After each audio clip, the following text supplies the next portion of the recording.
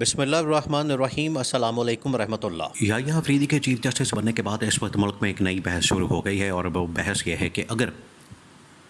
Chief justice یحییٰ افریدی نے جو form 47 والا کھاتا ہے وہ کھول دیا تو اس کے بعد حکومت کا کیا بنے گا، اس کے بعد ملک کے اندر کون سا سیٹ اپ ہوگا، اس کے بعد نئے انتخابات کب ہوں گے، اس کے بعد کیا صورتحال بنے گی۔ اب اس کے اوپر بڑی بحث ہو رہی ہے، اس کے اوپر بڑے سوالات ہو رہے ہیں۔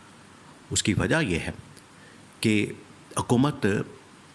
اپنے سروائیول کے لیے یہ اقدامات کر رہی تھی، اور انہوں نے اسی وجہ سے یہ 26ویں آئینی ترمیم کی تھی تاکہ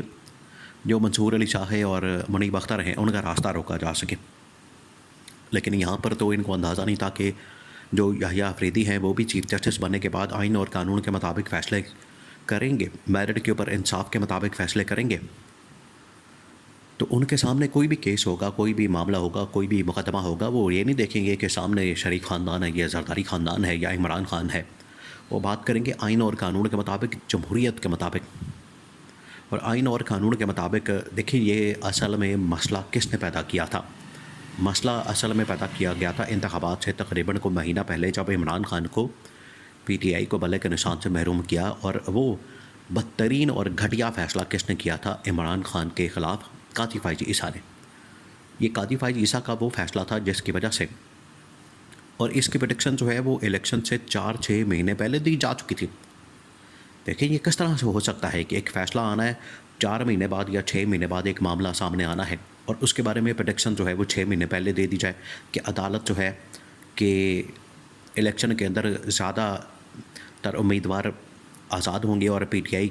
فارغ ہو جائے گی، پی ٹی آئی کے تمام لوگ آزاد کھڑے ہوں گے اور یہ پی ٹی آئی کا وجود ختم ہو جائے گا۔ اس طرح کا ایک سٹیٹمنٹ دینا یہ ثابت کرتا ہے کہ پلان کوئی نہ کوئی بن چکا تھا جس کے اندر قاضی فائز عیسیٰ آن بورڈ تھا۔ تو ٹھیک 10-15 دن پہلے، الیکشن سے مہینہ پہلے، یہ فیصلہ آ جاتا ہے، پی ٹی آئی کو ختم کر دیا جاتا ہے، بلے کا نشان لے لیا جاتا ہے اور پی ٹی آئی کے تمام امیدواروں کو آزاد ڈکلیئر کر دیا جاتا ہے۔ لیکن یہ ایک پورا پلان ہے، یہ ایک سازش ہے۔ تو جب بھی اس معاملے کو کھولا جائے گا، جب بھی اس چیز کو کھولا جائے گا، یہ کھاتا کھولا جائے گا، تو اس کے اندر حقائق نکلیں گے، وہ تو بڑے خطرناک اور خوفناک ہوں گے۔ اور جب یہ فیصلے آئین کے مطابق، قانون کے مطابق ہوں گے تو یہ تمام الیکشن، انتخابات، سازش، سب کچھ ریورس ہو جائے گا۔ آٹومیٹکلی حکومت کا وجود بھی ختم ہو جائے گا، کیونکہ یہ تو ساری دنیا جانتی ہے۔ اب ججز کیا، بلکہ عام پاکستانی بھی اس بات کو جانتا ہے، بچہ جانتا ہے پاکستان کا، کہ یہ 40 انتخابات ہوئے، 2 نمبر انتخابات ہوئے، ان انتخابات کے اندر جھوٹلو پھیرا گیا، ان انتخابات کے اندر دھاندلی کی گئی، ان انتخابات کے اندر جھاڑو پھیرا گیا، ان انتخابات کے اندر ڈانگ پھیری گئی۔ یہ تو اب ساری دنیا جان چکی ہے، ساری دنیا کو پتہ ہے، پاکستان کا بھی بچہ جانتا ہے، اور دنیا میں بھی امریکہ سے لے کر یورپ تک تمام ممالک نے پاکستان میں ہونے والے انتخابات کی تحقیقات کا مطالبہ کیا اور کہا کہ یہ صاف اور شفاف نہیں ہوئے، جس کی وجہ سے اس کی آزادانہ تحقیقات ہونی چاہیے۔ یہ تو پوری دنیا کے سامنے معاملہ آ چکا ہے۔ تو آپ اس کو کس طرح سے ڈینائی کر سکتے ہیں، کس طرح سے اس سے انکار کیا جا سکتا ہے؟ تو اب جسٹس یحییٰ افریدی نے جو اپنا موڈ دکھایا ہے، جس طریقے سے انہوں نے اقدامات کیے ہیں 3-4 آتے ساتھ ہی، خاص طور پر انہوں نے عدلیہ کی ساکھ، عدلیہ کی عزت، عدلیہ کا وقار، عدلیہ کی جو ایک امیج اس کو بحال کرنے کے حوالے سے جو اقدامات کیے، وہ ثابت کرتے ہیں، ان سے ظاہر ہوتا ہے، ان سے ثابت ہوتا ہے، وہ اس چیز کی عکاسی ہے کہ یحییٰ افریدی کا مائنڈ سیٹ کیا ہے، ان کی اپروچ کیا ہے۔ وہ اس طرح کے نہیں ہے کہ قاضی فائز عیسیٰ کی طرح کا ایک ٹٹو بن کے بیٹھ جائیں،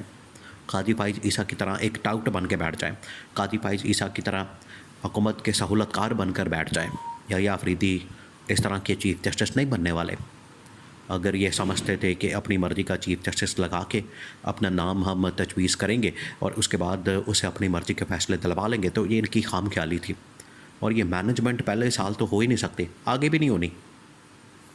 کہ حکومت مکمل کنٹرول کر لے اور اپنی مرضی کا وہ پہلے خوشامد کرے، پہلے وہ ٹاؤٹی کرے، ٹاؤٹ گیری کرے حکومت کی، بعد میں اس کو آنکھ مار کے تو چیف جسٹس بنا دیا جائے، بعد میں وہ حکومت کے حق میں فیصلے دینا شروع کرتے۔ آگے بھی نہیں ہونا، یہ تو پہلی مرتبہ تو ویسے ہی بڑا مشکل کام ہے، کیونکہ یحییٰ افریدی کو تو ان لوگوں نے کیسے منایا ہوگا، یا کیسے کنونس کیا ہوگا، یا کیسے جج کیا ہوگا تو ان کے پاس تو نام ہی 3 آئے تھے، اس میں منصور علی شاہ اور دوسرا نام تھا منیب اختر اور تیسرا نام تھا یا افریدی۔ ان کے پاس تو آپشن بھی کوئی نہیں تھا، یہ جانا چاہتے تھے نیچے امین الدین خان تک یا نعیم اختر افغان تک، کہ وہاں سے کوئی جج لے کر آئیں 2-3 ناموں میں سے یا کسی اور کو، تاکہ اپنے حق میں فیصلے کروا سکیں۔ لیکن یا افریدی کا تو نظر آ رہا ہے کہ ایک کیس کھل گیا ان کے سامنے،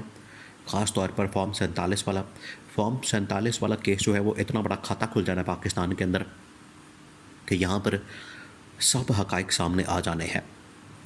سارے پول کھل جانے ہیں۔ عمران خان تو دیکھیں آج سے تقریباً کوئی 10-12 سال پہلے بھی جب 2013 کے انتخابات ہوئے تھے، اس وقت بھی عمران خان کہتا تھا کہ ان لوگوں نے کس طرح سے دھاندلی کی ہے، کس طرح سے الیکشن چوری کیا ہے،